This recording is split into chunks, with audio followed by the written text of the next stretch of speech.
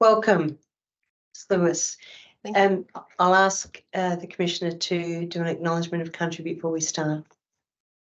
Yes, thank you. I'd like to acknowledge that we're meeting on the land of the Kaurna people here in the Greater Adelaide region, Kaurna Yurta, and to also acknowledge where you're meeting on Turrbal Yagara People's Country, and that we pay our respect to those elders past and present, and also acknowledge the numerous Aboriginal families from other nations who come to make the Kaurna country and the Turrbal Yagara country their home. So without further ado, I'd like to now hand over to Council. Thank you. Thank you. Thank you. We'll just ask you to affirm your evidence. Thank you, Commissioner.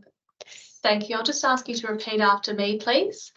I solemnly affirm that the evidence that I will give I solemnly confirm, that the evidence I will give will be the truth, the whole truth, and nothing but the truth.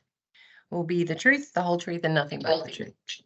Thank you. And please state your full name, address, and occupation. Sure.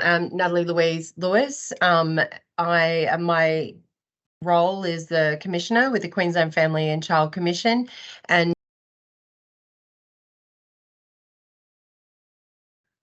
Thank you. Thank you, Commissioner. We discussed previously that this is an inquiry by Commissioner Lowry into the Aboriginal Torres Strait Islander child placement principles here in South Australia. And I understand that Queensland have done some significant work in looking at those principles and moving towards treaty and moving towards delegated authority in Queensland. Yes. Would you tell us about how that's come about and what that process is looking like, please? Sure. I guess to sort of go way back, so the concept around the Aboriginal and Torres Strait Islander child placement principle, moving from what had been known in legislation as sort of a one-dimensional hierarchy of preferred placement for Aboriginal and Torres Strait Islander children, that transition to the concept around the five elements occurred sort of in that last iteration of the previous national framework for protecting Australia's children. So some work that was being undertaken by Claire Tilbury in partnership with SNAIC.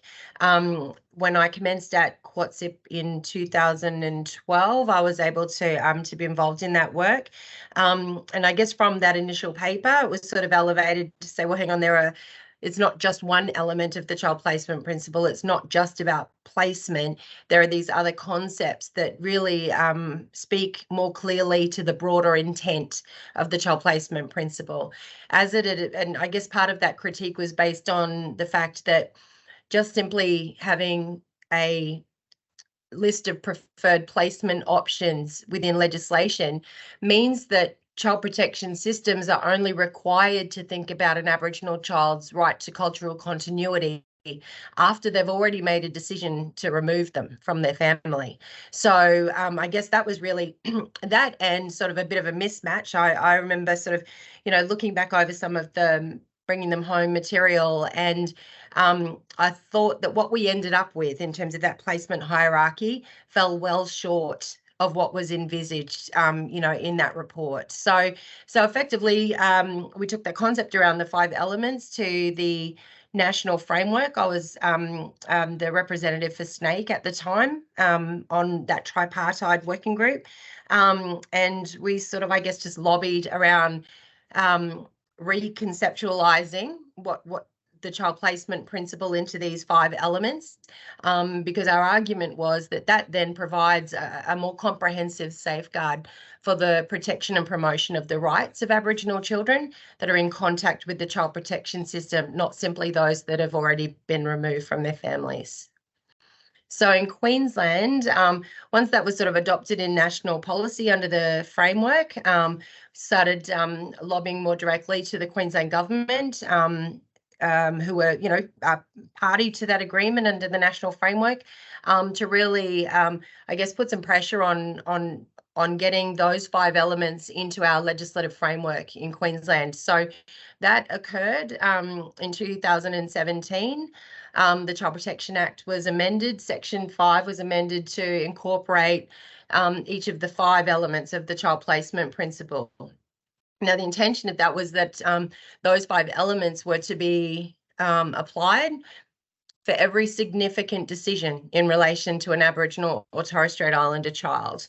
One of the other, I guess, important changes that happened, it's sort of complementary when we think about the child placement principle, was the change to our best interest principle. So it's still maintained as the paramount principle, but in the Queensland legislation, it is the best interests of a child, not just now, but for the duration of that child's life.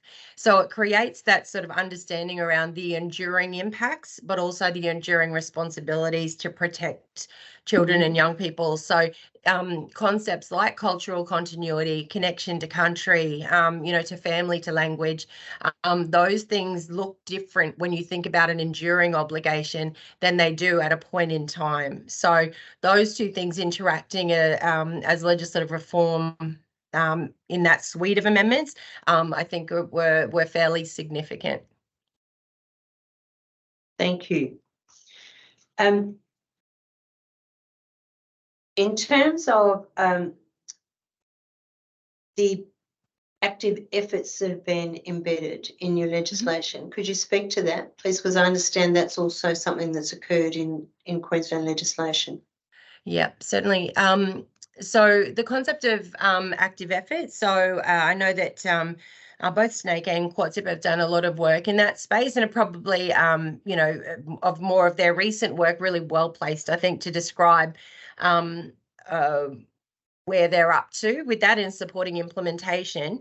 However, fundamentally, the importance of introducing active efforts was to shift the legislative standard beyond what's reasonable or what was practicable, to making sure that that the standard was about being purposeful, timely, and thorough.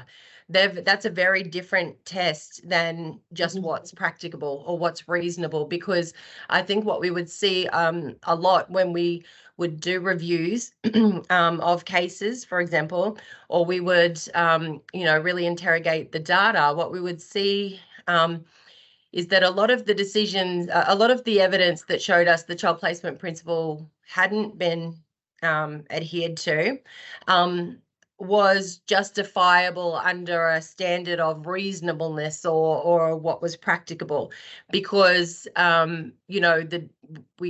the department could talk about, oh, well, we had staff shortages, or we didn't have an Aboriginal or Torres Strait Islander person to engage with, or we had staff issues in terms of people hadn't done training in understanding the child placement principle. So there was always an ability to use operational challenges like workforce or business hours or service performance to justify non-compliance with the child placement principle.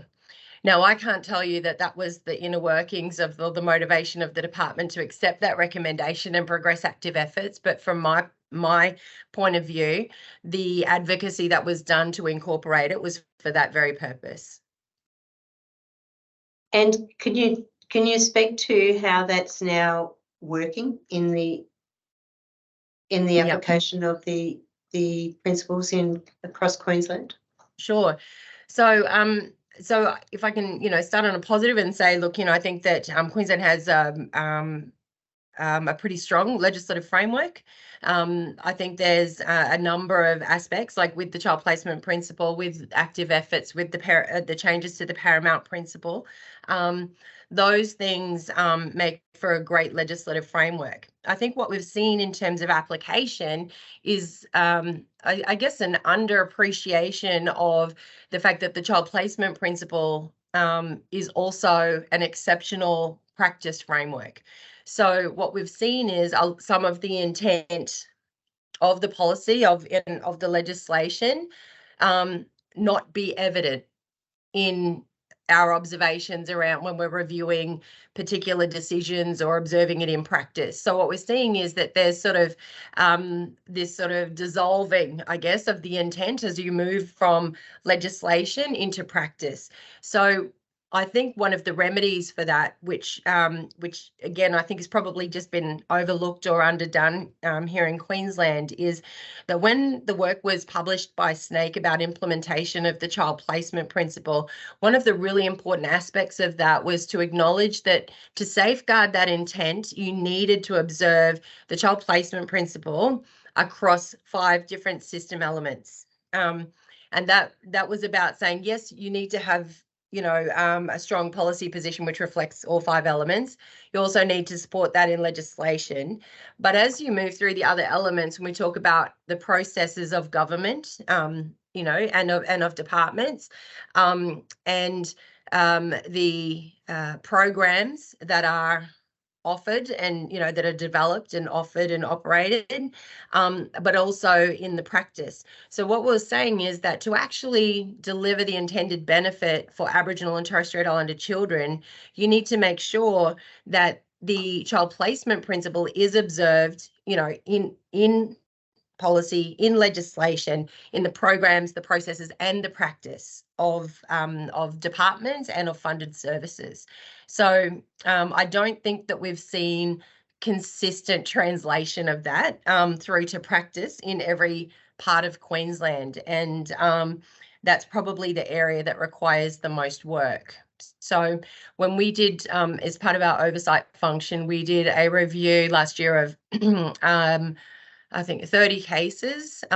So we reviewed the decisions to place Aboriginal and Torres Strait Islander children in residential care. So it was one point in time decision that we reviewed. So our staff, had honorary officer status and were able to look at the files and really understand what was at play in the process of making those decisions. And to the findings of that was that we effectively couldn't identify any examples of application of the child placement principle of any of the 5 elements to the standard of active efforts. So it sort of shows you that translation into practice, there's still a lot of work for people to understand that the child placement principle isn't an optional extra. It's not a tack on to whatever your professional framework happens to be. It is the law, and it needs to be applied at every single decision that impacts the lives of an Aboriginal child. Commissioner Lewis, was there anything, I guess, systemically in relation to accountability for, I guess, issues with not applying the principle to the standard of active efforts? Yep. Well, we certainly, so we're being that our oversight powers are somewhat limited. However, we're able to conduct those reviews with the cooperation of the department and publish those findings.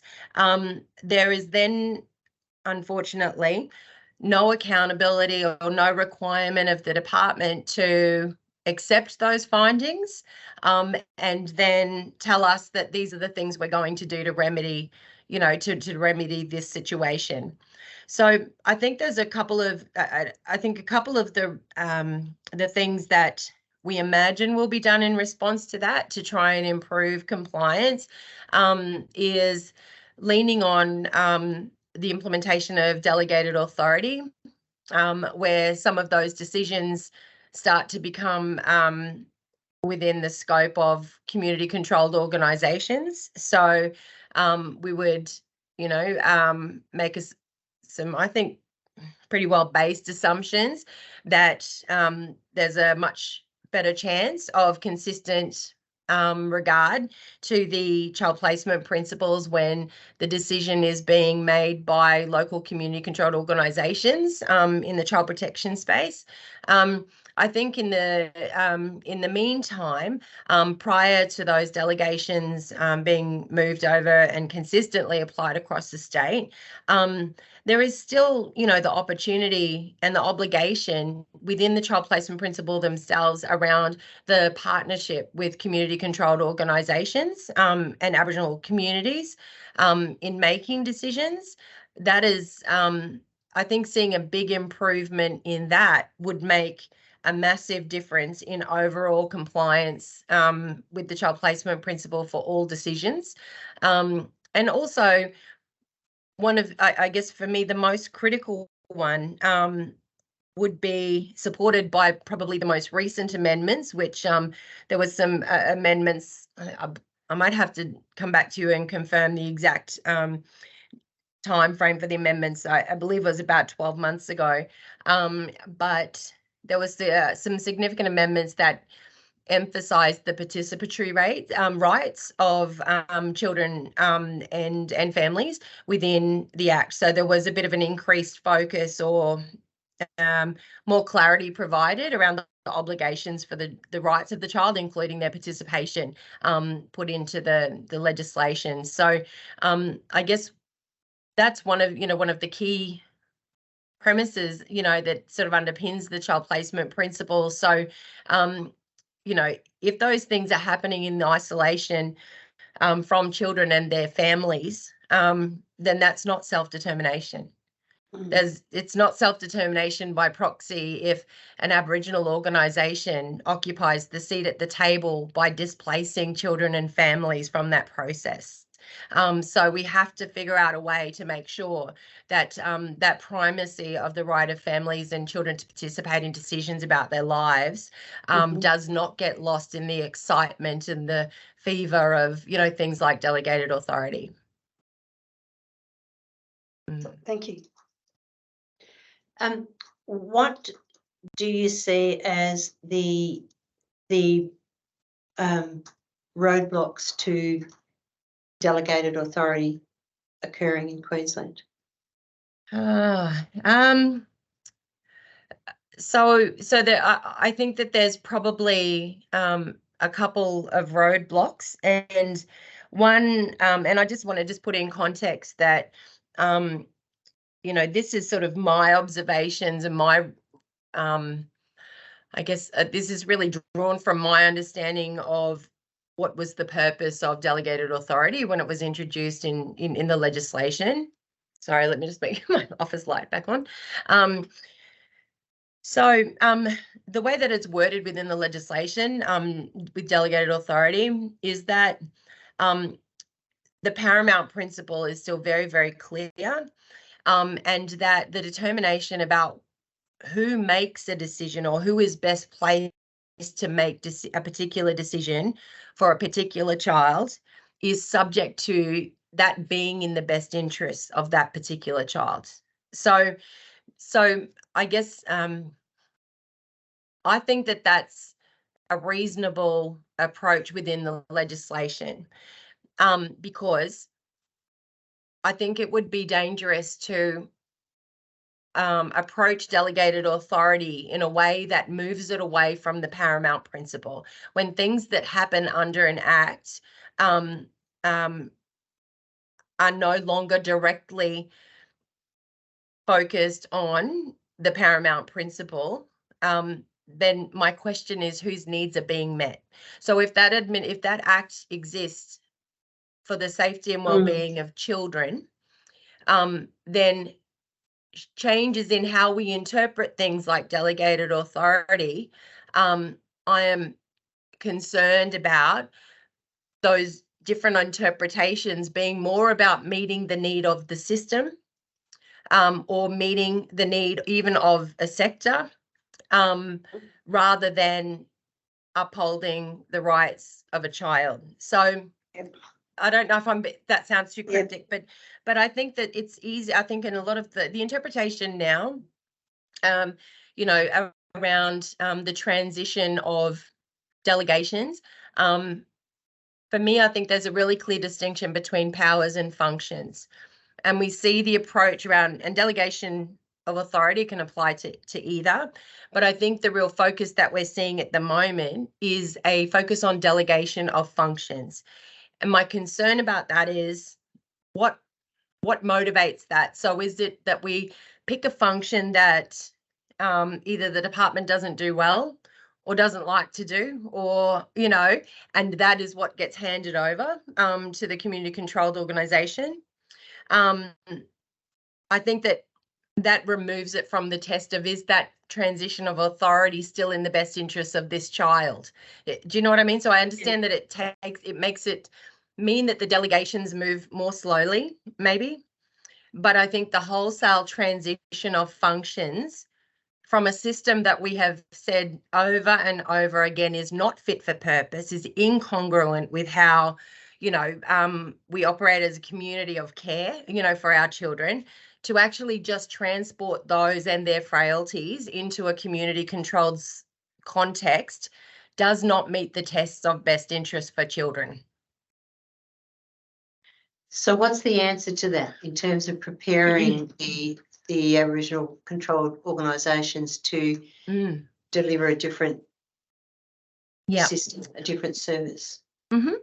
So I think that if we separate out the concepts of powers and functions, if we looked at functions like, for example, assessment of kinship carers, you know, that is, you know, that would be, I imagine, for a lot of the organisations that are interested in taking on delegated authority, that would be one that they would see they could make a big difference in.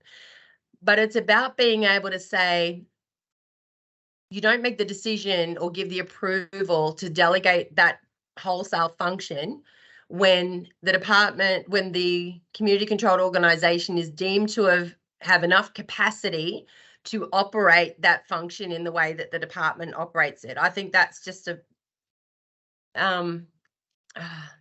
I'm just trying to think how best to explain that. But it's like, I think the real test should actually be about community controlled organisations saying, in order to safeguard the safety and well-being and uphold the rights of our children, this is the type of function that we believe we are best placed to deliver, and on our terms, in this way, so that it's not just a translation. We don't want our sector to become the arbiters of a system that has failed our children for generations. So it is about actually saying that the delegation is not just about the readiness of the sector from the perspective of the system. It's actually about flipping that dynamic and saying, when the sector has actually determined which of the functions they feel they're better placed to deliver, and that they're in a space where they can deliver it in a way that is meaningfully different than the experience for children and families in the existing child protection system.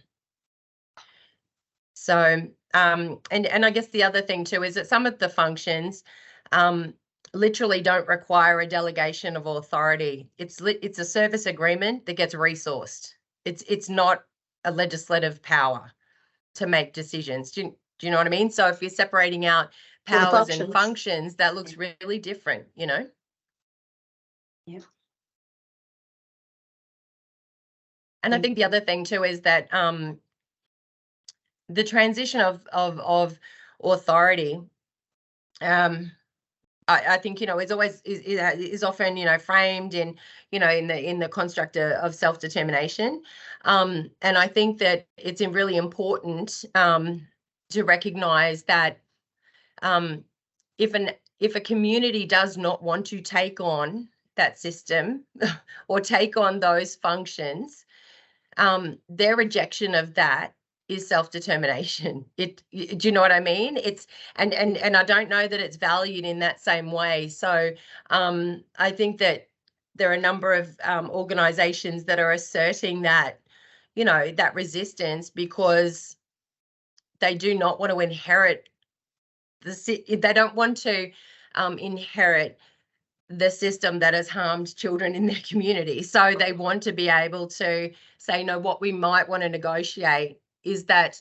delegation of authority for particular decisions, as opposed to taking on functions. I just think that it's important to recognise that when a community says no, that's as much a valid act of self-determination as putting your hand up or signing a service agreement to say, okay, we'll take on cultural support planning, you know. Mhm. Yeah. Thank you. Excellent. Yeah. How willing is the department in Queensland to moving towards delegation of power, from what you've seen?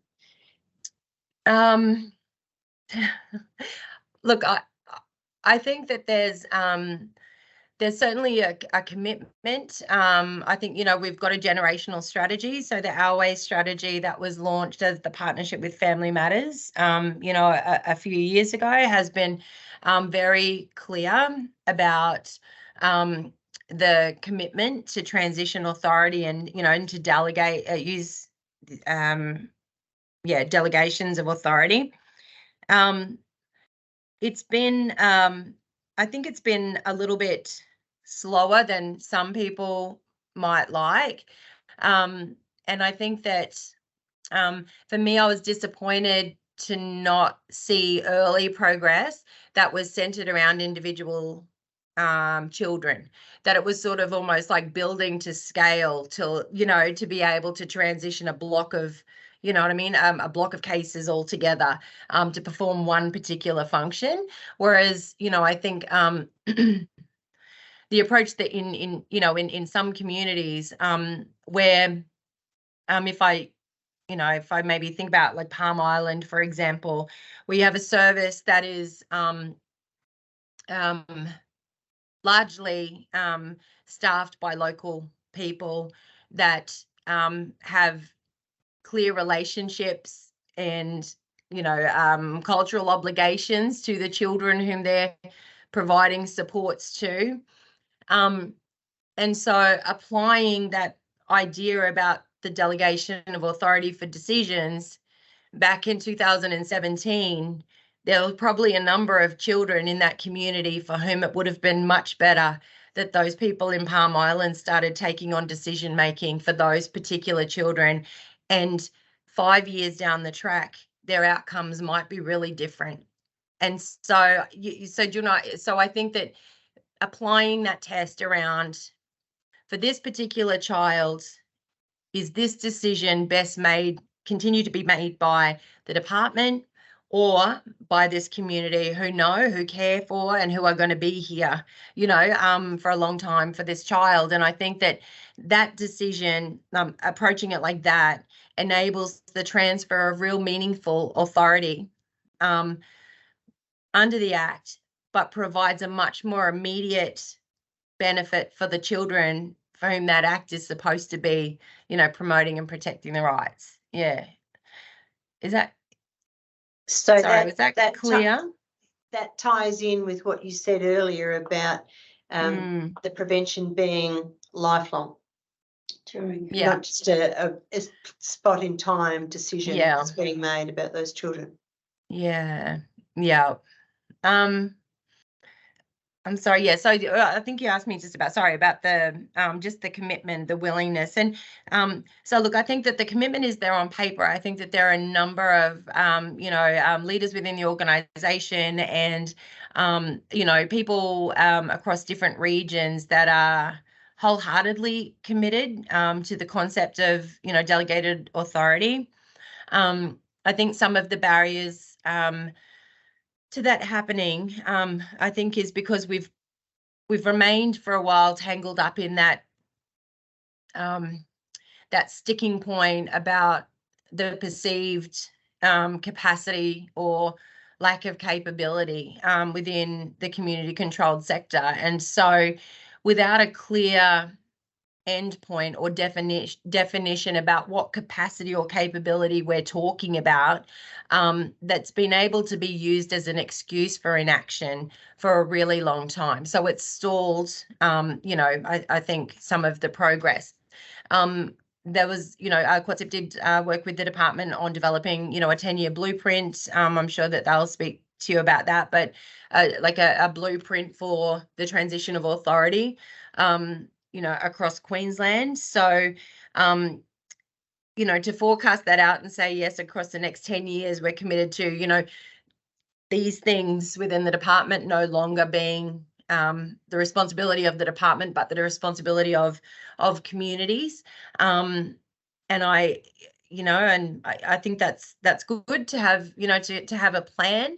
But while the Act enables the transition of authority for individual children to people who are better placed to make decisions now that will affect the longevity, of that, then I don't think that should, having markers in a 10-year plan should not impede the ability to transition that individual decision-making authority now. Yeah.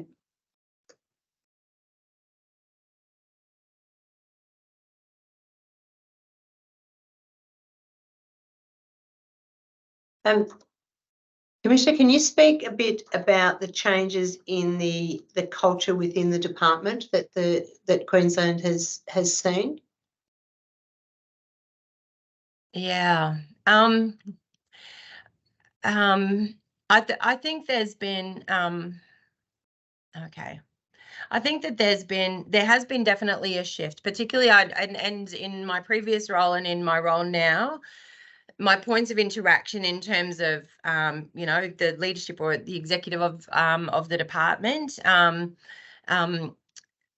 There's certainly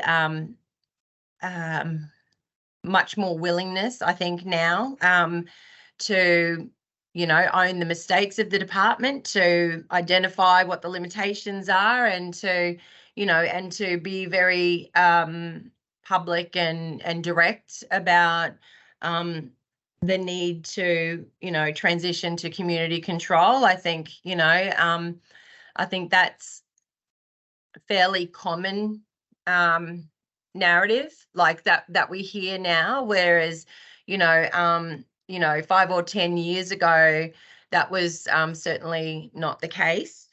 And in different parts of Queensland, we certainly see those words being turned into action. And that is absolutely a cultural shift. That the biggest shift in culture that needed to happen with the department was their willingness to release power, to relinquish power. It was never about making them, quasi-experts about Aboriginal culture, because then that would make it even harder, less likely that would relinquish power. So the emphasis about understanding the department's resistance to let go of power and to share decision making and those types of things, I think have been organisationally the biggest challenge in terms of culture for that organisation. So where that's happened in places like the Sunshine Coast, I think that's always sort of thrown up as an example, and it's no coincidence that was one of the early adopter sites for delegated authority. So there you have really strong and honest and legitimate relationships between the community controlled organisation there, Refocus, and the department in terms of their regional office and some individual service centres. There was sort of a willingness to test things, and to jump in and share things like bringing people together to share decision making about assessments at intake. Those things were happening even before those types of initiatives were really happening even before the formal rollout of delegated authority. So I think that the ability to test and establish really trusting relationships there actually made that a clearer passage. So where we see that trust has been built, there's not so much an issue about relinquishing control for things. And so we're seeing decisions made by the community controlled organisation around reunification, family restoration, finding family, and lo and behold, they're sort of leading in terms of, you know, the highest proportion of reunifications across the state. So where those things are in place, where the conditions are right, you know, where there is trusting relationships, where there is irrefutable like capacity. You can't argue the capacity of that organization. What they do well, you know. There is no resistance to, you know, to delegated authority. There are parts of Queensland where there is still resistance, and I imagine will be resistance for a long time. And I think for me that just reinforces the power imbalance, because what other part of the legislation is voluntary? Do you know what I mean? It's like, why do we have to wait for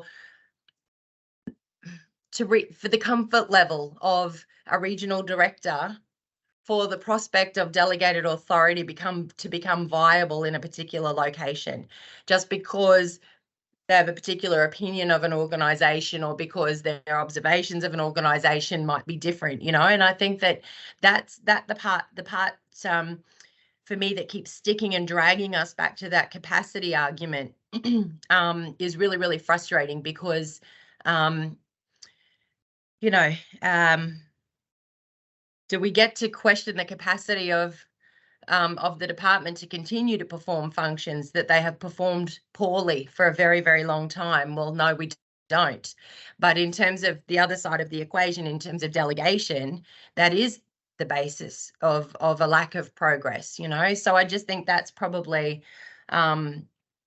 yeah, I think that's a little bit frustrating, that where some of it seems to be at the level of comfort or discretion, to some extent at the discretion of individual, you know, leadership in particular parts of Queensland, or within particular, you know, service centres, you know, that where they may have dug their heels in and, you know, not be embracing and moving towards, you know, actual implementation of their legislation. So, yeah. And what accountability is there for those regions in terms of the problems that you're identifying?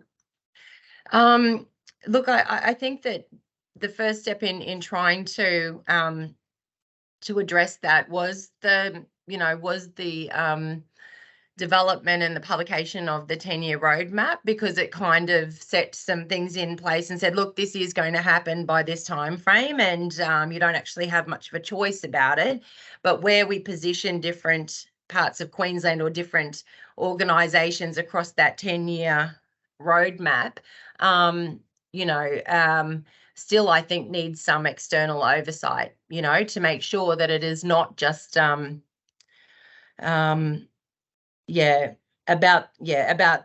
the discretion of individuals, that it is actually following an agreed process, and that it is based around objective decisions about the readiness of an organisation to take things on, rather than the personal opinion of individuals. And who would you say is the appropriate external oversight body? Is there one? Well, I think that the Queensland Family and Child Commission, as the you know, where I am, is the existing oversight body around systemic reform, and we're in a process at the moment of awaiting the outcome of some proposed you know, legislative reform. We do have very limited power in terms of the power. We don't have powers to intervene. We do not have own motion powers. We have a responsibility for reporting annually around the performance of the system against national goals or against state goals. Now, the challenge of that is that the system sets those goals themselves, or a part of the process of setting those goals.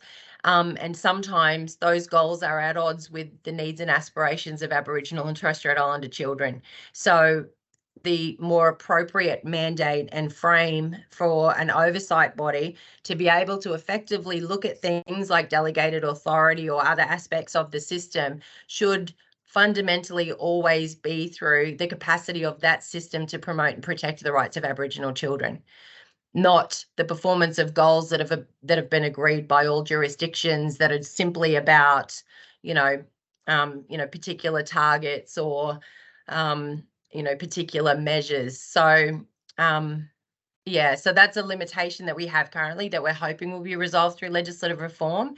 And if that occurs, then I think that it is absolutely appropriate that the Commission, particularly more dedicated Commissioner for Aboriginal and Torres Strait Islander children, should be able to inquire into and provide independent oversight of things like the delegation of authority. But in saying that, I think the first level and the thing that exists now under the roadmap is the partnership between the peak body here in Queensland and the department, and that being, an equal relation, an equal partnership. There is at that level an opportunity for accountability and between those partners, so for CACYP to be able to both hold the department accountable for the parts that they're responsible for under the blueprint, but also to be accountable themselves for, moving the sector through each of the phases. So I think that, but in any of those large scale things, I think that it is having external and independent oversight is not an unreasonable community expectation. Do you in Queensland not have a designated Commissioner for Aboriginal and young children and young people? No. Okay. No, we have a different arrangement in that we have a principal commissioner and an other commissioner, and within our legislation, one of those positions must be held by an Aboriginal or Torres Strait Islander person.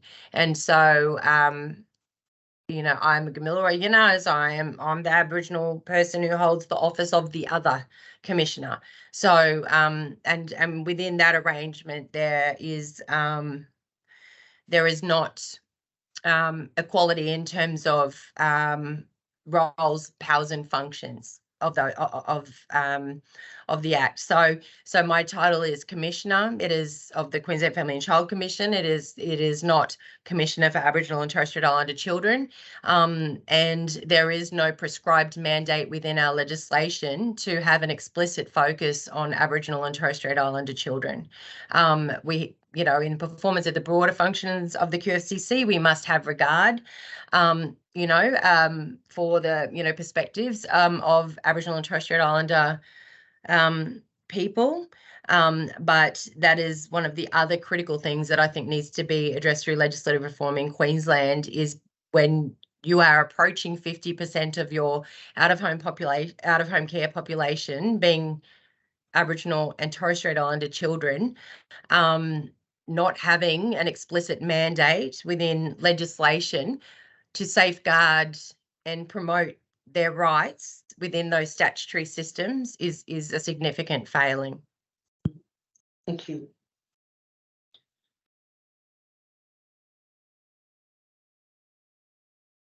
Chair, do you have any questions? Yeah, I do have a question for Commissioner Lewis.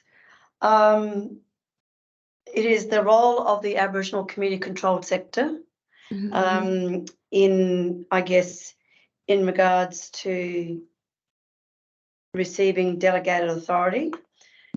What has been, one of the key areas of functions that the Aboriginal community-controlled sector has received from the state with delegations? I think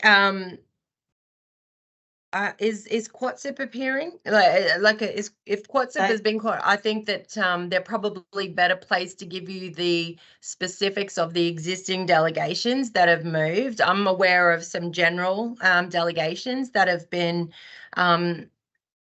shared. So there are, in Central Queensland, for example, family contact has been delegated across to the organisation in Rockhampton, Central Queensland Indigenous Development Corporation. So, and in the Sunshine Coast, there's been work around the identification of kin, the assessment of support needs of kinship, and supporting transition into kinship care placements, and reunification as a practice, that of managing reunification has been taken on in the Sunshine Coast, and for my mind is probably one of the strongest examples of what can be done when we remember what the intent of that provision is, and when you had children who had been in care for a number of years with apparently no known family, no prospects around the maintenance of their connection to family and country and culture, for that, the decision making and the functions of doing that mapping and that identification, the results that organisation was able to achieve in a matter of weeks, to actually put very clearly back on the table the very real prospect of reunification and restoration of a child's connection to country that is remarkable, and that is probably, from my opinion, the best example of where our organisations are much better placed, because for children to have been in care with no connection and no prospect of reconnection for a number of years, for that to transform in a couple of weeks for Aboriginal children is transformational. That is the very reason that the idea of delegated authority came into that act in the first place. Excellent, thank you. I think, Commissioner, you've covered off just about everything we wanted to hear. Can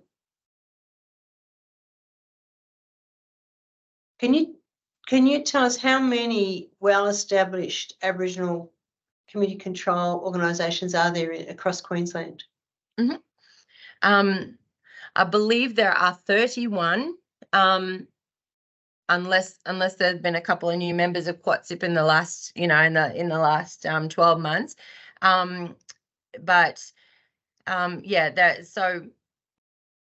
the last time that I looked at it, there were 31 community controlled organisations in Queensland, distinct organisations that were providing at least one of the funded services through the child protection system. So that could be fostering kinship care. That could be the family participation program, which is the family-led decision-making program. It could be the Aboriginal and Torres Strait Islander Family Wellbeing Services, or all of them. There are organisations that are providing all of those functions, and and they're a mix of small organisations and larger AMSs, but all of them are members of the peak body. There's recognition of the definition of community control, and recognition of membership of the peak body, which is very much linked to eligibility for government funding in the child protection space for Aboriginal and Torres Strait Islander children. So, yeah, so for all of those organisations that are funded, that are members of the peak body, there is, you know, there is power in that, in that you know, are able to focus on, you know, practice consistency, you know, building capability of the sector, that collective advocacy.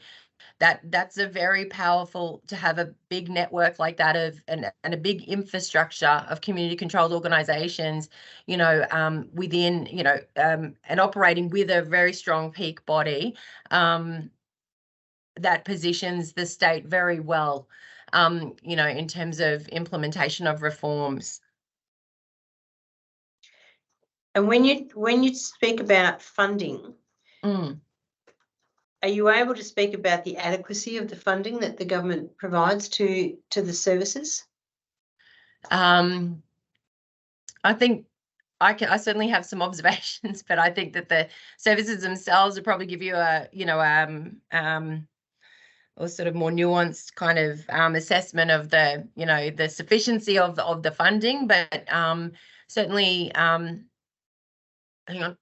from my time at CACYP, and then even now looking at, you know, indicators around investment, like the, you know, comparative investment in community control and in the mainstream service system, there is certainly still an imbalance around the amount of investment that is placed, not just in community control, but more generally in the prevention and early intervention space. And I think Queensland is sort of right up there in terms of, by comparison to other jurisdictions. But I think that while that's the way that it's reported every year and that comparison is made to other jurisdictions, I think it's more helpful to actually look at it in comparison to the need that exists in Queensland. And I think that in that regard, it falls quite short. So, so I think that if we've got the child placement principle in that legislation, and there is an expectation that for every single decision, significant decision for that child, that the child and their family will participate, that it will be done in partnership with a community controlled organisation, you know, that there will be a focus on connection, all of those elements being applied for every decision, there is certainly not sufficient funding capacity within the organisations to meet that demand. So, you know, when we're, you know, we're, I think from memory around, you know, 5,000 or slightly over Aboriginal and Torres Strait Islander children in out-of-home care. That big number of 31 or 30, it ends up being 33 service sites, because some operate in two places. That doesn't look so big when you look at the quantum of 5,000 children, you know, and their families. So trying to ensure that those organisations can be actively engaged and as partners in the work that is undertaken with our families and our children needs to be sufficient to occur for every significant decision across the child protection continuum, not just at one point on, you know, at one point on the continuum. So I think when we look at capacity, it's not, do they know what they're doing? Do they have the skills? Do they know the business? Do the families? Like, that is not the capacity we're talking about. It is the capacity to respond effectively to the need and demand, like of, you know, the numbers of Aboriginal and Torres Strait Islander children in contact with the system. But it's also to meet that legislative obligation that principle is applied at every significant decision. And at the moment, that's not the case. Thank you.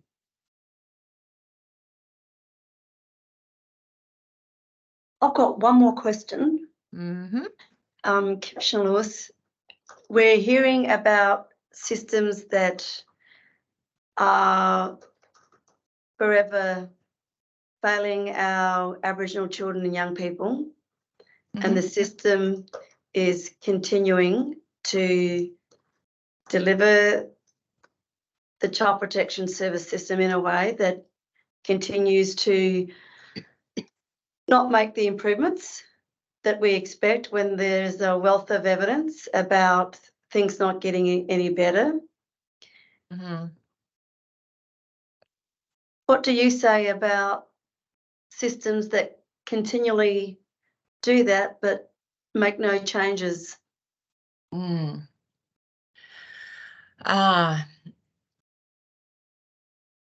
If an Aboriginal organisation was to take on those functions and demonstrated such a high tolerance for failure, they would be defunded within a reporting cycle. And so what I would like, to see is that where those frailties and those failures, those things that persist within a system that produce poor outcomes for our children for whom nobody is ever accountable, we know what those things are. And so I would like, rather than making promises for 10, 20 years down the track to finally get that right, I would like to see other avenues for accountability introduced around system performance. And I would like to see, and I believe that the most effective way to do that is for more binding application or introduction of the Convention on the Rights of the Child into our domestic law, particularly in the space of child protection. So I think because there is a measure of there's an opportunity for accountability there around a rights, by using a rights frame that doesn't currently exist within legislation really in any jurisdiction. And so I think the reason why that it enables greater accountability is because nationally it is one of the only commitments we've made to children that is, at international law, that we have willingly ratified, that we are held to account at least through, periodic review.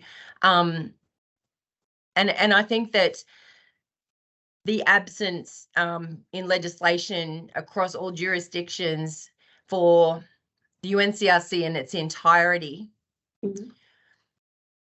limits the level of accountability for child protection systems beyond just a select few rights that they have chosen to incorporate into their charter. But for a system that has taken on, who has seen fit to intervene in the lives of family and to take on parental responsibility for that child, they should also be accountable for the provision of, or the meeting of, children's basic rights. So there should be no negotiation around the quality of healthcare that is provided. There should be no excuse for poor access to quality education and supports that kids need to actively engage. Those things, for what a child is lost by that removal, is at least providing the best possible care and access to all of their fundamental basic human rights, is the least that the state could offer. And I think that when we look at the trajectories for children who exit care, there have been fundamental failings in the protection and promotion of the most basic rights for our children. And this, I guess the thing that is most tragic about that is that there is no recourse and there is no opportunity for anybody to ever have to be held to account for that.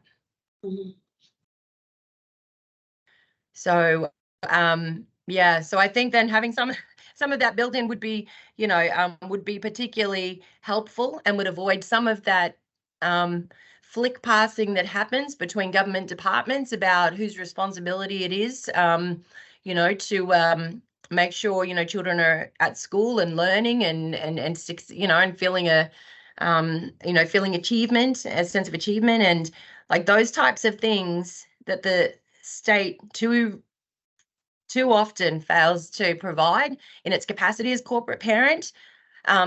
Just one of those instances would be justification to remove that child from their Black parents. So I think that, you know, I think that, you know, there needs to be some type of accountability. I guess sorry, I know I'm prattling on. But I think the other thing I think is that when we've got things that happen, there are limitations of the system, or I think parts of the operation of child protection systems that routinely promote or that produce bad outcomes or poor outcomes. I think that there is merit in when a decision is being made about removing a child from their family, that the risk assessment should go in both directions. So there are known failings and frailties of systems, and there are known harms that are going to occur simply by virtue of that removal. And so I think that it is, if we are truly making decisions about the best interests of a child now and for the duration of that child's life, then we owe it to that child to also do an objective risk of the action that is proposed to be taken by a statutory system. So we should be looking at the risk of, you know, assessing the risk of action and intervention by the state, not based on an ideal or what we, you know, what we hope will happen, but what we have seen produced in fact, you know, as very real outcomes for very many children. We actually, we should be weighing up those things as part of a risk assessment, not just assessing the risk that's presented by the child's current circumstances within family. Yes. Thank you. I think Excellent, that was thank a very profound way to finish up. Thank you. All right. Natalie, all right. Thank you so much for your evidence. Yes. Very grateful. No Thank you worries so at all. much. I'll catch you guys soon. Thank you. Thank you. Bye-bye. Bye, Natalie. Thank you.